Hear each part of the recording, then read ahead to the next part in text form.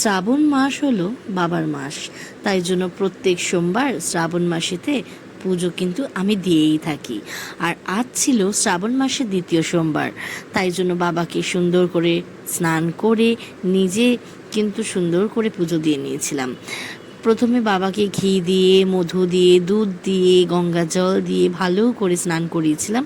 আর তারপরে কিন্তু বাবাকে বাবার আসনে বসিয়ে দিয়েছিলাম। আর সত্যি কথা বলতে, আগে কিন্তু শ্রাবণ মাসে আমি এরকম পুজো বলো বা উপোস করতাম না, কিন্তু এবছর শ্রাবণ মাসের 4টে সোমবারই ইচ্ছে আছে যে বাবাকে পুজো দেওয়ার।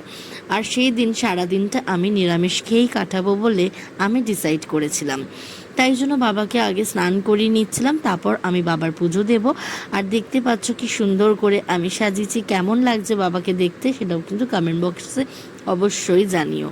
আর আমার ভিডিওগুলো যদি ভালো লেগে থাকে তাহলে please do like, comment, share and subscribe my channel Sreelekha Deb. আর আমার এই সাজানোটাও কেমন হয়েছে সেটাও কিন্তু কমেন্ট বক্সে জানাতে ভুলো না। আর পুরো ভিডিওটা প্লিজ দেখো, স্কিপ করো না। আর যাই হোক, তারপর দেখতেই পাচ্ছ যে বাবাকে কিন্তু আমি একদম পুজো দিয়ে নিয়েছিলাম। আর তার সাথে এই ব্লগটাকে কিন্তু আমি এখানেই শেষ করলাম। তাহলে দেখা হচ্ছে অন্য কোনো দিন, অন্য কোনো নতুন ব্লগে। ততক্ষণের জন্য সকলে ভালো থেকো, ভালো রেখো, টাটা।